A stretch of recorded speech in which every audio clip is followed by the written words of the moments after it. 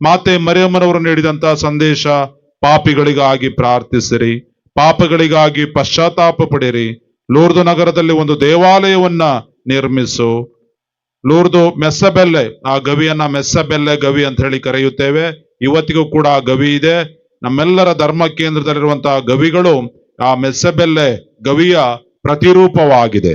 ಈ ಮೆಸ್ಸಬೆಲ್ಲೆ ಗವಿಯಿಂದ ಉದ್ಭವಿಸಿದ ನೀರಿನ ಜಲದಲ್ಲಿ ನಿಮ್ಮನ್ನೇ ಪವಿತ್ರೀಕರಿಸಿಕೊಳ್ಳಿ. ನೀರಿನ ಚಿಲುಮೆ ಇವತ್ತಿಗೂ ಕೂಡ ಇದೆ. ಇದರ ಹಿನ್ನೆಲೆ ಬರ್ನದತ್ತಳಿಗೆ ದಾಹವಾದಾಗ ನೀರನ್ನ ಕೇಳ್ತಾಳೆ. ತಾಯಿ ಹೇಳ್ತಾಳೆ, ಮರಿಯಮ್ಮ ನಿನ್ನ ಕೈಲಾದಷ್ಟು ಮಟ್ಟಿಗೆ ಒಂದು ಗುಂಡಿಯನ್ನ ತೆಗೆ ಅಂತ ಹೇಳಿ. ಗುಂಡಿಯನ್ನ ಅಗೆದಾಗ ನೀರಿನ ಚಿಲುಮೆಗಳು ಬರ್ತವೆ. ಇವತ್ತಿಗೂ ಕೂಡ ಅದೇ ಚಿಲುಮೆ, ನೀರಿನ ಚಿಲುಮೆ, ದ ಲಿವಿಂಗ್ ಸ್ಪ್ರಿಂಗ್ಸ್ ಅಂತ ಹೇಳಿ ಕರಿತೇವೆ. ಆ ಲೂರ್ದು ನಗರದ ಗವಿಯ ಮೆಸ್ಸಬೆಲ್ಲೆ ಗವಿಯ ಮುಂಭಾಗದಲ್ಲಿ ಇದೆ. ಲಕ್ಷಾಂತರ ಯಾತ್ರಾರ್ಥಿಗಳು ಈ ಪುಣ್ಯ ಸ್ಥಳಕ್ಕೆ ಭೇಟಿ ಕೊಟ್ಟಾಗ ಆ ನೀರನ್ನೂ ಕೂಡ ತೆಗೆದುಕೊಂಡು ಬರ್ತಾರೆ. ವಿಶೇಷವಾಗಿ ಕಾಯಿಲೆ ಕಸಾಲೆಯಲ್ಲಿರುವವರು, ನೋವಿನಲ್ಲಿರುವವರು ಆ ನೀರನ್ನ ತಾವು ಬಳಸುವ, ಮನೆಯಲ್ಲಿ ಬಳಸುವಂತ ವಸ್ತುಗಳಿಗೆ ಹಾಕಿ ಅದನ್ನ ಬಳಸುತ್ತಾರೆ ನಂಬಿಕೆ ವಿಶ್ವಾಸದಿಂದ. ಅದರಿಂದ ಪರಿಣಾಮಗಳು ಕೂಡ ಕಂಡಿವೆ ಎಂಬುದಾಗಿ ಧರ್ಮಸಭೆ ಹೇಳುತ್ತೆ. ಲೋಕದ ಜನತೆ ಯಾತ್ರಾರ್ಥಿಗಳಾಗಿ ಲೂರ್ದು ನಗರಕ್ಕೆ ಆಗಮಿಸಿ, ನಾವು ಅಲ್ಲಿ ಹೋಗ್ಬೇಕಾಗಿಲ್ಲ. ನಮ್ಮ ಧರ್ಮ ಕೇಂದ್ರದ ಮಾತೆಯ ಗವಿಗಳೇ ಆ ಲೂರ್ದು ನಗರದ ಮೆಸ್ಸಬೆಲ್ಲೆ ಗವಿಯ ಪ್ರತಿಬಿಂಬ. ಅದಾದ್ಮೇಲೆ ಕೊನೆಯ ದರ್ಶನ, ನಾನೇ ಅಮಲೋದ್ಭವ ಮಾತೆ, ನಾನು ಅಗರ್ಭ ನಿಷ್ಕಳಂಕೆ, ಐ ಆಮ್ ದಿ ಇಮ್ಯಾಕ್ಯುಲೇಟ್. ಈ ಸಂದೇಶವನ್ನ ಮಾತೆ ಮೇರಿ ಬರ್ನದತ್ತಳಿಗೆ 14 ವರ್ಷದ ಬಾಲಕಿಗೆ ನೀಡ್ತಾರೆ. ಇದು ಕಟ್ಟುಕತೆಯಲ್ಲ, ಕಾಲ್ಪನಿಕವಲ್ಲ, ಚರಿತ್ರೆಯಲ್ಲಿ ದಾಖಲಾದಂತಹ ಒಂದು ಇತಿಹಾಸ ಚರಿತ್ರೆಯಾಗಿದೆ ಎಂಬುದನ್ನ ಮರೆಯಬಾರದು. ಪ್ರತಿ ವರ್ಷ 10 ಲಕ್ಷ ಯಾತ್ರಾರ್ಥಿಗಳು ಲೂರ್ದು ನಗರಕ್ಕೆ ಬಂದು ಹೋಗ್ತಾರೆ ಎಂಬ ದಾಖಲಾತಿ ಲೂರ್ದು ನಗರದಲ್ಲಿದೆ ಮತ್ತು ಧರ್ಮಸಭೆ ನಮಗದನ್ನ ಹೇಳುತ್ತೆ. ಈ ಯಾತ್ರಾರ್ಥಿಗಳು ಕೇವಲ ಕ್ರೈಸ್ತರು ಮಾತ್ರವಲ್ಲ, ಮುಸ್ಲಿಂ ಬಾಂಧವರು, ಹಿಂದೂಗಳು, ರಾಜಕಾರಣಿಗಳು, ಉದ್ಯಮಿಗಳು, ರಾಷ್ಟ್ರದ ನಾಯಕರುಗಳು, ರಾಣಿಯರು ಈ ಲೂರ್ದು ನಗರದಕ್ಕೆ ಬರ್ತಾರೆ. ಮಾತೆ ಮರಿಯಮ್ಮನವರ ಬದಿ ಬಂದು ಬೇಡ್ಕೊಳ್ತಾರೆ. ರಾಷ್ಟ್ರದ ಸಮಸ್ಯೆಗಳಿಗಾಗಿ, ಶಾಂತಿಯ ಮರುಸ್ಥಾಪನೆಗಾಗಿ ಅಲ್ಲಿ ಮುಖಂಡರುಗಳು ತೆರಳುತ್ತಾರೆ. ಇದು ನಗ್ನ ಸತ್ಯವಾಗಿದೆ. ಹಾಗಾಗಿ ಇವತ್ತು 167ನೇ ವರ್ಷ ಸಂದಿದೆ ಈ ಲೂರ್ದು ಮಾತೆಯ ಹಬ್ಬ. 1858ರಲ್ಲಿ ಮಾತೆ ಮರಿಯ ಕಾಣಿಸ್ಕೊಳ್ತಾರೆ. ಅಂದಿನಿಂದ ಇಲ್ಲಿಗೆ 2026 167 ವರ್ಷ ಸಂದಿದೆ. ಮಾತೆಯ ದರ್ಶನ ಬಾಲಕಿ ಬರ್ನದತ್ತಳಿಗೆ ಆಗಿ 2008ರಲ್ಲಿ 150ನೇ ವರ್ಷದ ಜೂಬಿಲಿಯನ್ನ ತಾಯಿ ಧರ್ಮಸಭೆ ಕೊಂಡಾಡಿತು. ಈ ಲೂರ್ದು ಮಾತೆಯ ಫ್ರಾನ್ಸ್ ದೇಶದಲ್ಲಿರುವ ಈ ಗವಿ 150 ವರ್ಷಗಳನ್ನ ಪೂರೈಸುತ್ತೆ. ಆ ಸಂದರ್ಭದಲ್ಲಿ 10 ಮಿಲಿಯನ್ ಯಾತ್ರಾರ್ಥಿಗಳು ಲೂರ್ದು ನಗರಕ್ಕೆ ಭೇಟಿ ಕೊಟ್ಟರು ಎಂಬ ದಾಖಲಾತಿ ಇದೆ. 10 ಮಿಲಿಯನ್ ಯಾತ್ರಾರ್ಥಿಗಳು ಲೂರ್ದು ನಗರಕ್ಕೆ ತೆರಳುತ್ತಾರೆ. 118 ವರ್ಷಗಳಿಂದ ತಾಯಿ ಧರ್ಮಸಭೆ ಈ ಹಬ್ಬವನ್ನ ವಿಜೃಂಭಣೆಯಿಂದ ಆಚರಿಸಿಕೊಂಡು ಬರ್ತಾ ಇದೆ.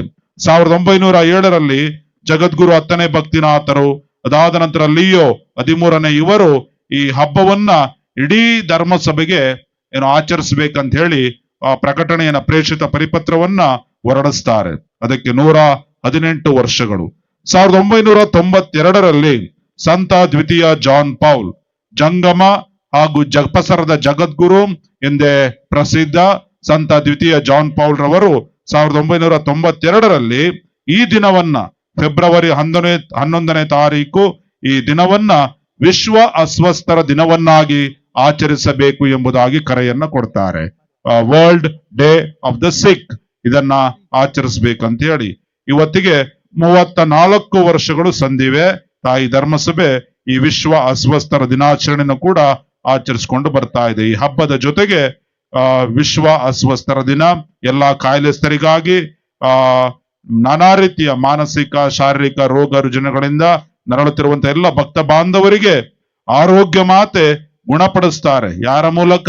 ತನ್ನ ಮಗ ಯೇಸುವಿನ ಮೂಲಕ ಬಂದಂತ ಭಕ್ತರನ್ನ ಆಕೆ ಗುಣಪಡಿಸುತ್ತಾಳೆ ಎಂಬ ನಂಬಿಕೆ, ವಿಶ್ವಾಸ. ಹಾಗಾಗಿ ವಿಶ್ವ ಅಸ್ವಸ್ಥರ ದಿನವೂ ಕೂಡ ಇವತ್ತಾಗಿರುತ್ತದೆ. ವಿಶ್ವಗುರುಗಳ ತಿಂಗಳ ಪ್ರಾರ್ಥನಾ ಉದ್ದೇಶ ಫೆಬ್ರವರಿ ತಿಂಗಳು. ಆ ಉದ್ದೇಶ ಹೀಗಿದೆ, ಲಿಯೋ ಜಗದ್ಗುರು ಕೊಟ್ಟಿರೋದು: ಗುಣಪಡಿಸಲಾಗದ ಕಾಯಿಲೆಗಳಿಂದ ಬಳಲುತ್ತಿರುವ ಎಲ್ಲ ಮಕ್ಕಳು ಹಾಗೂ ಜನರು ಮತ್ತು ಅವರ ಕುಟುಂಬಗಳು ಅಗತ್ಯವಾದ ವೈದ್ಯಕೀಯ ಆರೈಕೆ, ಮಾನಸಿಕ ಬೆಂಬಲ ಮತ್ತು ಸಾಂತ್ವನವನ್ನ ಪಡೆಯಲಿ. ಯಾವುದೇ ಪರಿಸ್ಥಿತಿಯಲ್ಲಿಯೂ ಅವರು ಧೈರ್ಯ, ಶಕ್ತಿ, ನಂಬಿಕೆ, ನಿರೀಕ್ಷೆ, ವಿಶ್ವಾಸ, ಭರವಸೆಯನ್ನು ಕಳೆದುಕೊಳ್ಳದಂತೆ ಇರಲೆಂದು ನಾವು ಪ್ರಾರ್ಥಿಸೋಣ ಎಂಬುದಾಗಿ ನಮ್ಮ 14ನೇ ಲಿಯೋ ಜಗದ್ಗುರುಗಳು ಈ ತಿಂಗಳಲ್ಲಿ ಈ ಉದ್ದೇಶಕ್ಕಾಗಿ ನಾವು ಪ್ರಾರ್ಥಿಸಬೇಕು ಎಂಬ ಕರೆಯನ್ನ ಧರ್ಮಸಭೆಗೆ ನೀಡಿದ್ದಾರೆ. ಪ್ರತಿ ತಿಂಗಳು ಒಂದೊಂದು ಉದ್ದೇಶ ಇರುತ್ತೆ. ಪಾಪ ಪೋಪ್ ಜಗದ್ಗುರುಗಳ ಉದ್ದೇಶ, ಹಾಗಾಗಿ ನಾವು ಪ್ರಾರ್ಥಿಸಬೇಕು. Come see and be transformed. ಈ ಚಿಂತನೆಯೊಂದಿಗೆ ನಾವು ಈ ಹಬ್ಬದ ಬಲಿ ಪೂಜೆಯಲ್ಲಿ ಭಾಗವಹಿಸೋಣ. ನಾವು ಗವಿಯ ಬಳಿಗೆ ಬಂದಿದ್ದೇವೆ. ಮಾತೆ ಮರಿಯಳ ಮೂಲಕ ಪ್ರಭು ಯೇಸು ನಮ್ಮೆಲ್ಲರನ್ನ ನೋಡುತ್ತಾ ಇದ್ದಾರೆ. ಆ ವಿಶ್ವಾಸ ನಂಬಿಕೆಯಿಂದ ನಮ್ಮೆಲ್ಲರ ಪ್ರಾರ್ಥನೆಗಳು ತಾಯಿಯ ಮೂಲಕ ತ್ರಯೇಕ ದೇವರಿಗೆ ಸಮರ್ಪಿತವಾಗಲಿ. ನಾವು ಬಂದಿದ್ದೇವೆ, ಭಾವೈಕ್ಯ ಮಾತೆಯನ್ನ ನೋಡುತ್ತಾ ಇದ್ದೇವೆ. ಮಾತ್ರವಲ್ಲ, ಪರಿವರ್ತನೆಯಾಗಬೇಕು. ನಮ್ಮ ಅಂತರಂಗಗಳು, ನಮ್ಮ ಜೀವನ ಪರಿವರ್ತನೆ ಹೊಂದಿ ಪರಿವರ್ತನೆಯ ಹಾದಿಯಲ್ಲಿ ನಡೆದಾಗ ಮಾತ್ರ ಈ ವಾರ್ಷಿಕ ಮಹೋತ್ಸವ ಹೆಚ್ಚು ಸಾರ್ಥಕತೆ ಮತ್ತು ಸತ್ಫಲತೆಯನ್ನ ಪಡೆದುಕೊಳ್ಳುತ್ತದೆ ಎಂಬುದನ್ನ ನಾವು ಮರೆಯಬಾರದು. ನಮ್ಮ ಕುಟುಂಬಗಳು, ನಮ್ಮ ಸಮುದಾಯಗಳು, ನಮ್ಮ ಧರ್ಮ ಕೇಂದ್ರ, ನಮ್ಮ ಹೃದಯ, ಆತ್ಮ, ಮನಸ್ಸು, ನಮ್ಮ ಇಡೀ ವ್ಯಕ್ತಿತ್ವ ಒಂದು ಲೂರ್ದು ಮಾತೆಯ ಪುಣ್ಯಕ್ಷೇತ್ರವಾಗಬೇಕು, ಪುಣ್ಯ ತಾಣವಾಗಬೇಕು. ಈ ಹಬ್ಬ ಇದಕ್ಕೆ ಕರೆಯನ್ನ ನೀಡುತ್ತಾ ಇದೆ ಎಂಬುದನ್ನ ನಾವು ಮರೆಯಬಾರದು. ಬರ್ನದತ್ ಆಕೆ ದರ್ಶನ ಪಡ್ಕೊಂಡ ಮೇಲೆ ಕಾನ್ವೆಂಟ್ ಅನ್ನ ಸೇರ್ತಾರೆ. ಕಾನ್ವೆಂಟ್ ಅನ್ನ ಸಿಸ್ಟರ್ಸ್ ಆಫ್ ಚಾರಿಟಿ ಸಭೆಯನ್ನ ಸೇರಿ 38 ವರ್ಷಗಳ ಕಾಲ ಅವರು ಜೀವಿಸ್ತಾರೆ. 38ನೇ ವರ್ಷದಲ್ಲಿ ಅವರು ಮೃತ ಹೊಂದುತ್ತಾರೆ. ಅದಾದ ಮೇಲೆ ಅಲ್ಲಿ ಅವರು ಸಾಕಷ್ಟು ಏನೋ ಸಂತೋಷವಾಗಿರ್ಲಿಲ್ಲ. ಮಾನಸಿಕವಾಗಿ, ಶಾರೀರಿಕವಾಗಿ, ದೈಹಿಕವಾಗಿ ಅವರು ಸಾಕಷ್ಟು ನೋವನ್ನು ಅನುಭವಿಸ್ತಾರೆ. ಇವತ್ತು ಅವರ ದೇಹ ಕೆಡದೆ ಹಾಗೆಯೇ ಇದೆ.